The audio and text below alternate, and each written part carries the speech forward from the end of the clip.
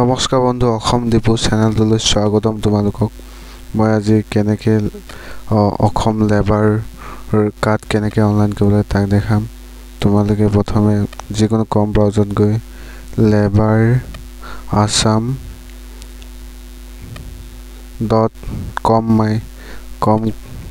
click কৰিবা in নহয় কম কৰিবা কম কৰাৰ পাছত ক্লিক কৰিবা সাৰ্চ বাৰ লগালগ নতুন ওপেন নিউ পেজ খোল খাব নিউ ৰেজিষ্ট্ৰেচন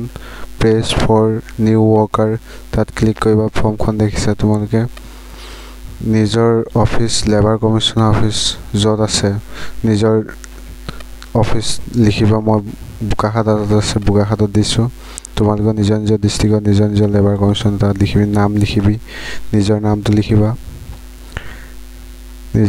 লিখিবা মই মোৰ নিজৰ নামটো লিখিছো তোমালোকে নিজৰ নামটো বা যোনে এপ্লাই কৰিব তাৰ নামটো লিখিবা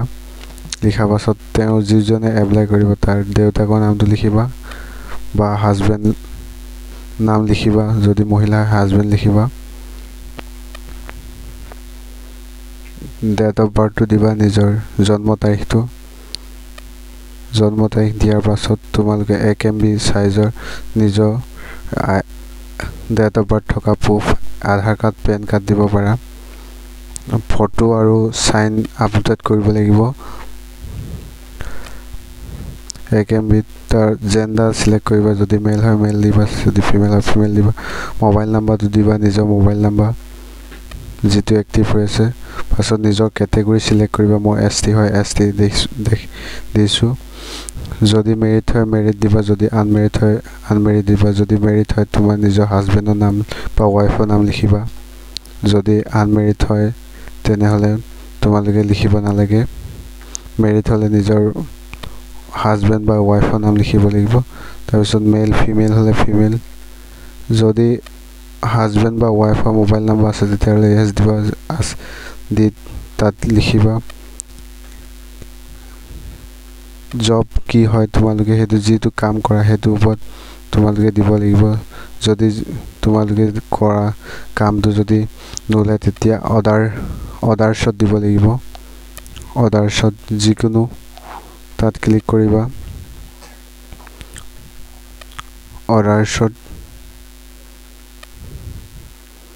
অৰ্ডাৰছত ক্লিক কৰিবা কৰাৰ পাছত নিজৰ পাৰ্মানেন্ট এড্ৰেছ দিবা দিয়াৰ পাছত নিজৰ ডিস্ট্ৰিক্ট সিলেক্ট কৰিবা সিলেক্ট কৰাৰ পাছত ব্লক সিলেক্ট কৰিবা নিজৰ ব্লক গোলাঘাট সাউথ হয় সাউথ দিছো নিজৰ গাঁও পঞ্চায়তটো সিলেক্ট কৰিবা উত্তৰমহা হয় উত্তৰমহা দিছো সেম যদি পাৰ্মানেন্ট এড্ৰেছ সেমত ক্লিক কৰিবা নিজৰ বেংক একাউন্ট নাম্বাৰ দিব বেংকৰ নাম IFSC কোডটো দিবা বেংকৰ ব্ৰাঞ্চৰ নাম লিখিবা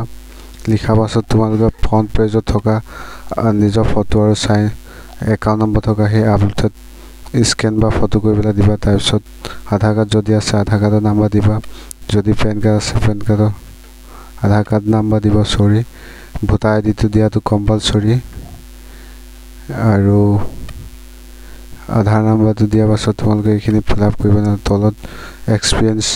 সাৰ্টিফিকেট যদি জব কাৰ্ড আছে জব কাৰ্ডৰ পৰা ক্লিক কৰিব পাৰা নমিনেশন ডিটেইলছ যিজন আৰু বেলেগ এজন দিব হেজন ডিটেইলছ দিব লাগিব ইয়াত নমিনেশন ফৰ্ম কপি ক্লিক কৰাৰ পাছত এখন ফৰ্ম ওলাব এখন ফিলআপ কৰি তোমালোকে যোনে নমিনেটেড হ'ব বিচাৰে তেওঁ